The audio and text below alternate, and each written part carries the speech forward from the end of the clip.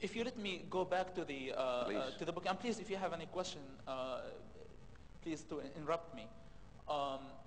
In that situation, when I start to adopt the teachings of Jesus Christ, based on loving our enemies, and I was already in a relationship with my enemy, Jesus Christ simply was telling me, your enemy is not man. This is his message through love your enemy. That even you might see your brother, your friend, your neighbor as they are your enemies, but in fact, they are not your enemies. And I start to understand this philosophy, let's say, in my life and implement it in my life. But I was in a situation that I could save many people's lives. I never counted, and I didn't mention any numbers in my book, but at least many suicide bombers could reach their targets, and we stopped them. It wasn't, by the way, by the power of the Israeli intelligence. All the time they were sitting there, how did you get this information? I got it, thank my God. And they would come with lots of rage, let's go drop a bomb on them. No, I still cannot kill a terrorist. I am a Christian. This is how, from a child who's full of hate that wanted to kill his enemies, to a person that he doesn't want to kill a terrorist. Somebody is about to go and kill dozens of people. I said, no, I am not even going to kill a terrorist. I remember once, and this is in the book, I knew about 5 suicide bombers in one house. And the Israeli Prime Minister decided to kill everything breathes Hamas during that time. So they got the permission in half an hour to drop a bomb on that apartment and kill all the terrorists.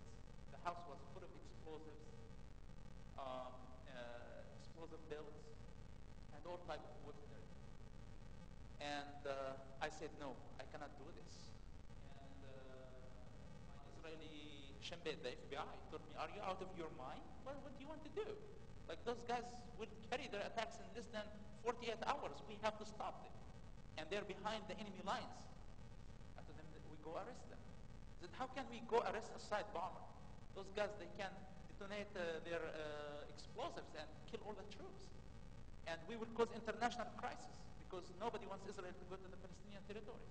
I said, okay, then you kill them, I'm out of the game. I'm not going to participate in this, and I will never work for you again.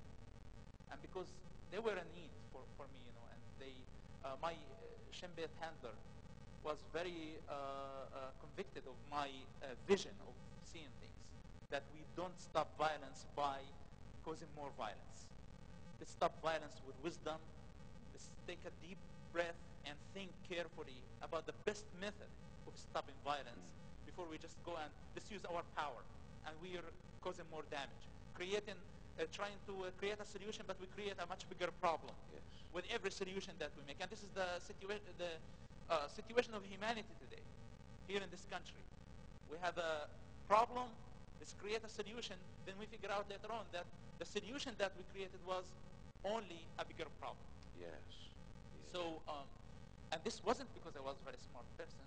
That's why I'm saying that God, Jesus Christ, is the only one who gets the credit, because I know for sure that without his wisdom, without his love, forgiveness, I wouldn't figure this out on my own.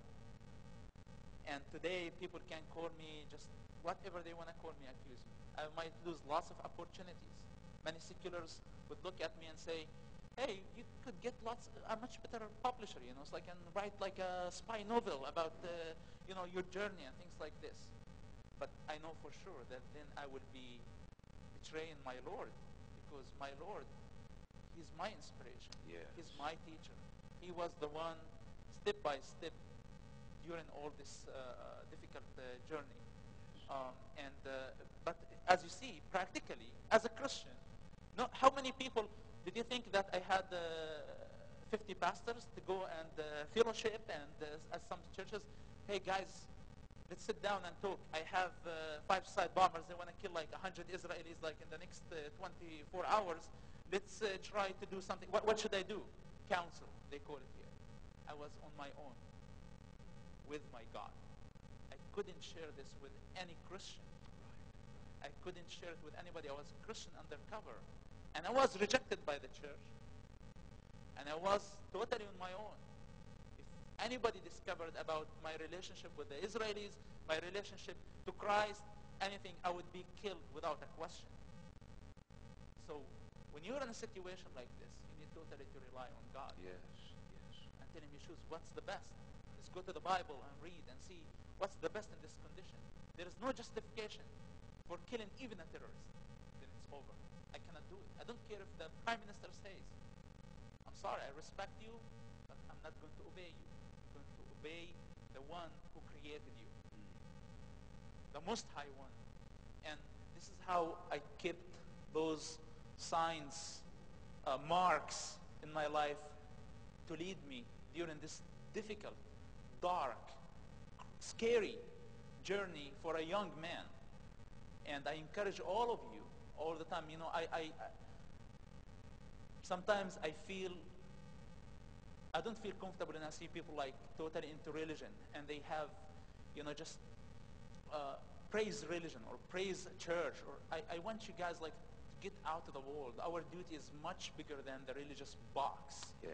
We need to, in order to change this entire world, everybody needs to be in their positions, and when they are called, they have to answer the way that the Lord likes it, not the way that the world like it. So we carried many sensitive operations. We saved many people's lives. And in this case, the Israeli government, the entire world, seculars, atheists, Christians, Muslims, they need to understand that one person gets the credit. Yes. One. God. God. Wonderful. You need to get the book. We're going to ask some more questions here, but we initially we asked how many books they could send, and they suggested 50. You bought those immediately before he even spoke. So we got a hold of 500 more since he spoke just a few moments ago. And we have the 500 here.